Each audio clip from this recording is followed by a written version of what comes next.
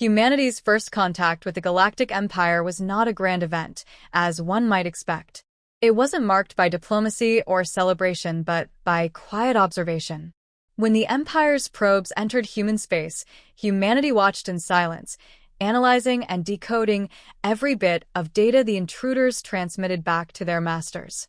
For a species that had clawed its way back from near extinction due to climate collapse, nuclear brinkmanship, and countless internal conflicts, humans had grown accustomed to caution. The Galactic Empire was vast and ancient, an entity that had existed for millennia, dominating countless worlds and species. Its doctrine was simple: the strong rule and the weak obey. Humanity's first attempt at communication was dismissed outright. A diplomatic signal, sent with hope and trepidation, was ignored for weeks before a terse response arrived. The Empire acknowledged Earth's existence with a single line: "You are irrelevant." Humanity, however, did not respond with anger or despair. They had survived far worse than arrogance. Observatories and intelligence networks continued to monitor the Empire's activities. Analysts pored over intercepted data streams and decrypted communications. A pattern began to emerge, one that sent ripples of unease through human leadership. The Empire wasn't just watching Earth, they were mobilizing. Massive fleets were gathering in nearby sectors, their course suspiciously aligned with human space. It was then that humanity decided to issue its first and only warning. A message was sent to the Empire's high command, delivered across multiple secure channels to ensure it was heard. It read, "Do not provoke us. We are not as fragile as we appear." The response was immediate, and it was laughter. Imperial dignitaries mocked the audacity of this primitive world. The Council of Lords debated briefly, not about whether to heed the warning, but about how severe the demonstration of force should be. Emperor Aurelius himself decreed that a single fleet would suffice.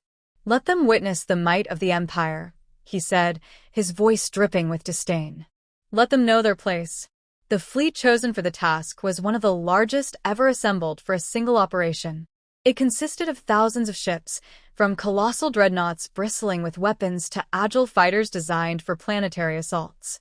Leading the fleet was Admiral Zalkar, a veteran of countless campaigns. To him, this mission was a formality, a brief detour before returning to more important matters. As the fleet prepared for its journey, humanity also prepared.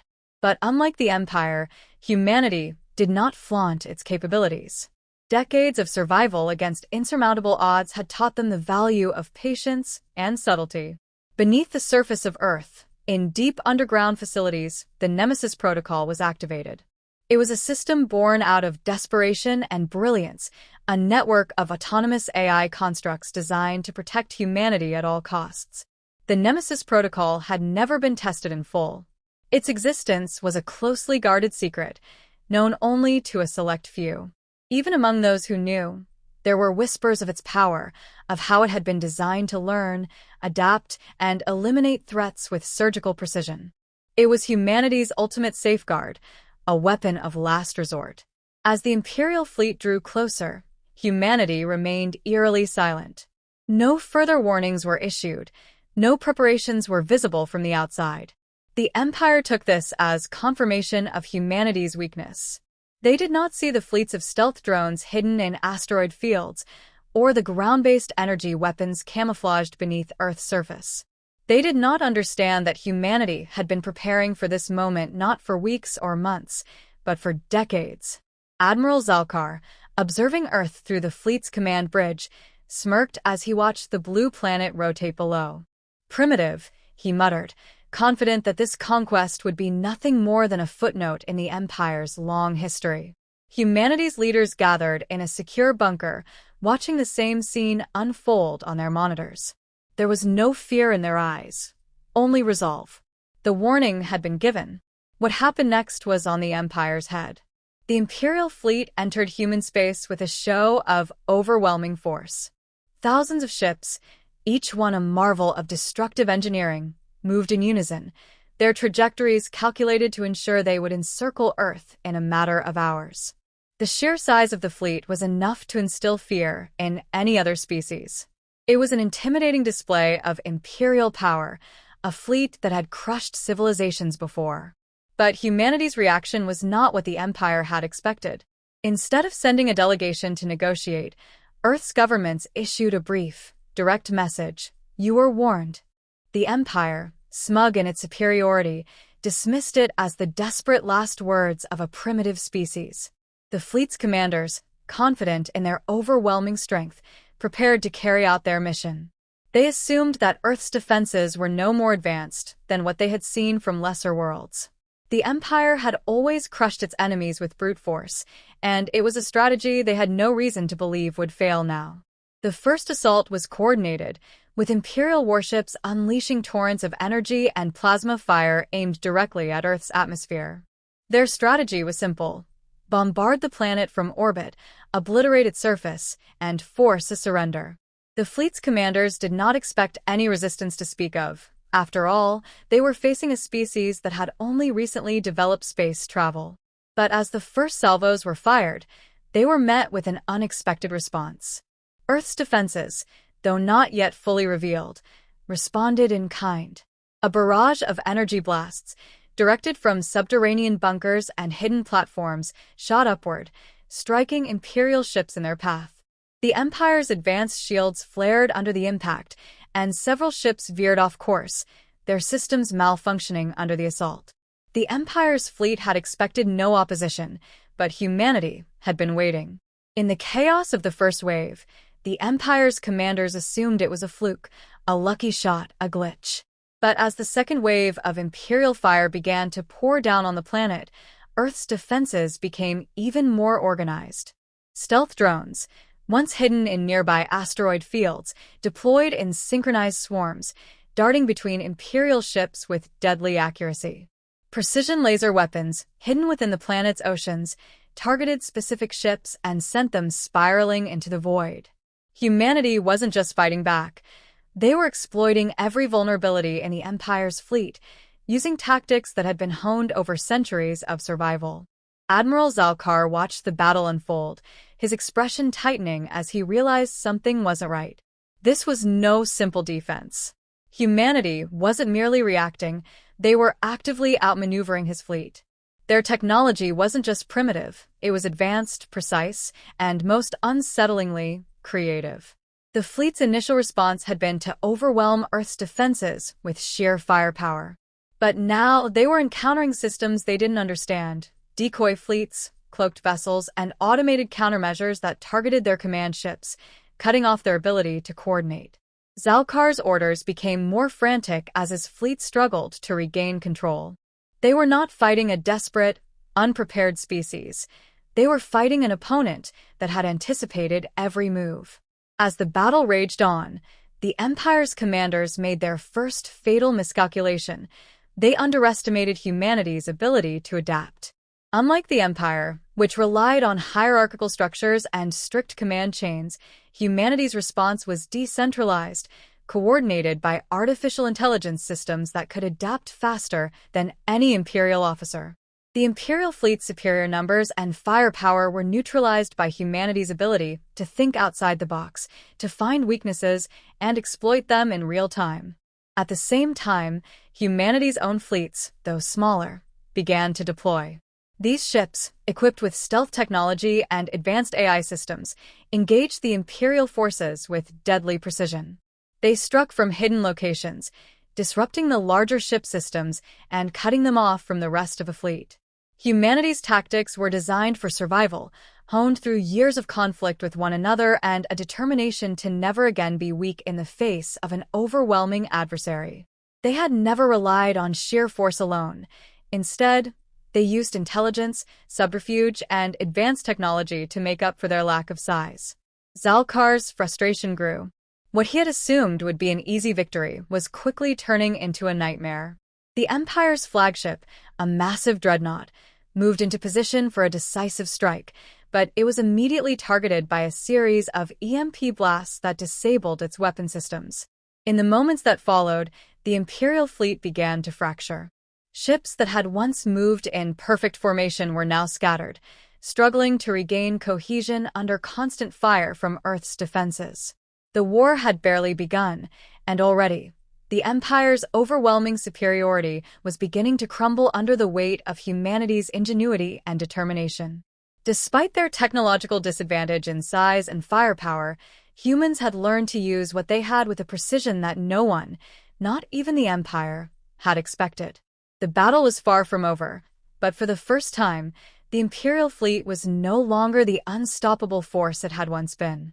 Admiral Zalkar watched as his flagship was forced to retreat, smoke trailing from its hull.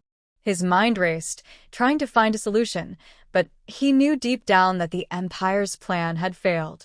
The tide of the battle had turned, and it was no longer a question of when humanity would fall, but whether they would be given a chance to surrender before they were completely eradicated. The trap had been set, and humanity's response was swift.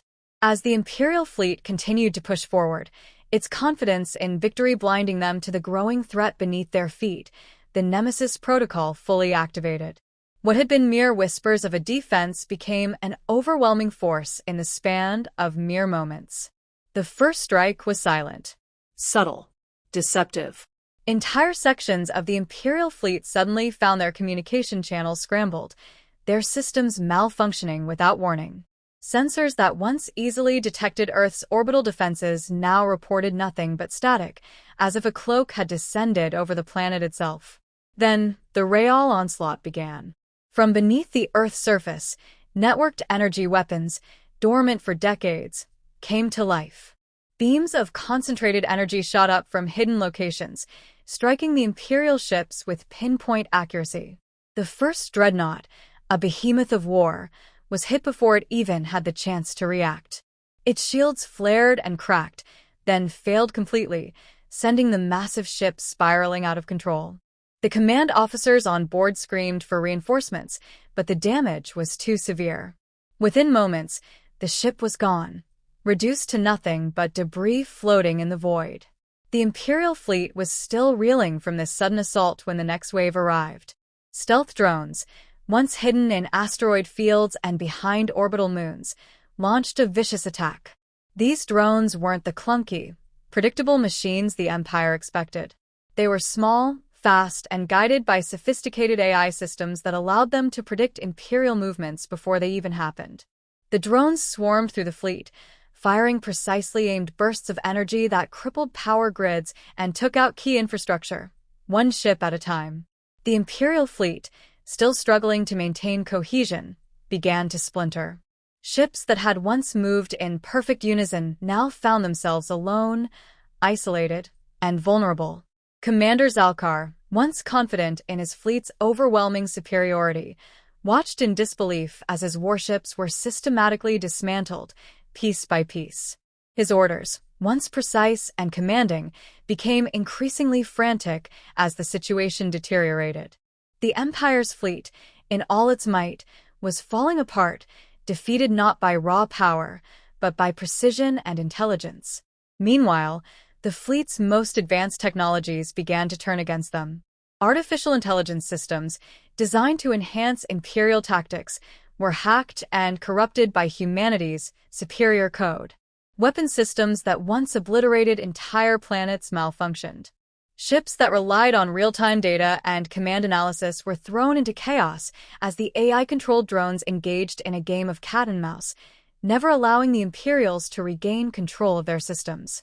Admiral Zalkar ordered a retreat, but it was too late. The Imperial fleet had no place to retreat to. Humanity's influence spread far beyond Earth.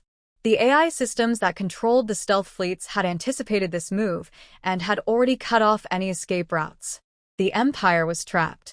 With no backup, no reinforcements, and no hope of regaining control, the fleet's once mighty command structure crumbled. The Imperial flagship, the pride of the Empire, was the last to fall. It was a hulking beast, its advanced weaponry unmatched in sheer destructive force. But all of that firepower amounted to nothing in the face of humanity's relentless attack. The flagship's weapon systems were disabled by the same EMP bursts that had taken down the rest of the fleet. Its engines sputtered and died, leaving it helpless as the swarm of drones and guided energy weapons closed in for the final strike. Inside the command center, panic had set in. Officers and commanders scrambled, looking for any way to restore order, but it was futile. Their systems were dead, their ships adrift, and their communications were severed. As the flagship was hit with a final barrage from Earth's surface, Admiral Zalkar realized, with growing horror, that the battle was lost. The Empire's fleet, once a symbol of unassailable power, had been utterly destroyed in minutes. The few remaining ships, damaged beyond repair and devoid of leadership, began to scatter, attempting to flee from the destruction. But they were not fast enough. The Nemesis Protocol had already anticipated their every move. Each retreat was blocked. Each escape route was shut down before they even tried to leave. The vast Imperial fleet, which had once threatened to annihilate humanity, was no more. What remained of it were lifeless hulks, drifting through space, abandoned by the very Empire that had sent them. Admiral Zalkar's once proud flagship, now a smoldering wreck, was the final testament to the Empire's catastrophic misjudgment. And in the cold silence of space, the truth became painfully clear to the survivors. Humanity was no longer the weak, fragile species they had believed it to be. The tables had turned, and the Empire had been left in ruins.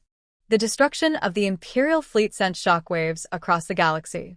News of the defeat spread quickly, reaching every corner of the Empire. Within hours, the once feared fleet, which had been poised to crush humanity's resistance, was nothing more than floating debris, and the few remaining survivors were left to scatter like rats. The Empire, accustomed to crushing its enemies with overwhelming force, had never anticipated a species like humanity, one that fought not with brute power, but with strategy, precision, and ingenuity. The aftermath was swift and brutal. Emperor Aurelius, shaken by the catastrophic loss, summoned his war council in a desperate bid to salvage the remnants of his shattered empire. His voice, usually full of authority and command, now trembled with uncertainty. "This cannot stand," he muttered. "Humanity cannot be allowed to go unpunished." But his words rang hollow. The Empire's once unquestioned dominance was in ruins. Military officers who had spent their entire careers crushing lesser species now questioned whether the Emperor's leadership was to blame. Whispers of rebellion and unrest began to spread throughout the Empire as the realization set in. They had been wrong to underestimate humanity. And worse, they had no idea how to recover from their stunning defeat. As Emperor Aurelius struggled to maintain control, the political and military leadership of the Empire began to fracture. Rival factions, sensing weakness, started to push for their own agendas. Some called for an immediate retribution, desperate to regain face, while others sought peace, realizing that humanity had no intention of backing down. But the damage had been done. The Imperial war machine was no longer the unstoppable force it had once been. On Earth, humanity's leaders watched the fallout from their victory. There was no celebration, no grand victory parade. The battle had been won, but it had come at a great cost. The war had been swift, but humanity's losses were not insignificant. In the aftermath, governments began to rebuild, and the people of Earth turned their attention toward the future. Humanity had always been a species forged in adversity, and their victory over the Empire was no exception. Yet the question that lingered in the minds of many was not just how they had won, but what they would do with their newfound power. There were calls for restraint, for diplomacy, for peace with the Empire's remaining allies. Others, however, advocated for a more aggressive stance. They had won a decisive victory, and some argued that it was now time for humanity to take its place as a dominant power in the galaxy. Humanity's leadership, now united in their resolve, held secret meetings to discuss their next steps. Some leaders proposed offering the remnants of the Empire a chance to rebuild, to form new alliances with the species they had once oppressed. Others, wary of the Empire's capacity for vengeance, argued for a more cautious approach, suggesting that the Empire be left to crumble under its own weight. One thing was certain: humanity would not allow itself to be threatened again. The Nemesis Protocol, humanity's secret weapon, had been put to the test, and it had proved its worth.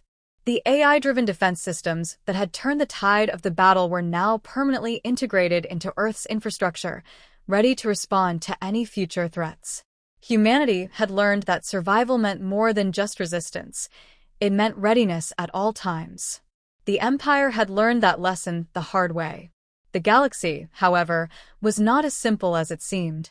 Other species, who had lived under the Empire's rule for centuries, watched in awe and fear as humanity's power grew. Some saw an opportunity to ally with the humans, offering their services and resources in exchange for protection. Others, however, feared that humanity would now turn its sights on them. After all, if the Empire, with all its might, had been brought to its knees, what chance did they have? Humanity's message was clear: we desire peace, but we will not tolerate threats. The decision was made to open diplomatic channels with the remaining factions of the Empire, offering them a choice: reform or face the consequences. Humanity, now recognized as a force to be reckoned with, set its sights on ensuring that the mistakes of the past would never be repeated. The final transmission to the Empire's remaining leaders came from Earth, a simple, stark message: you were warned once. We will not warn you again. It was a message that would echo across the galaxy, one that would shape the course of intergalactic relations for generations to come.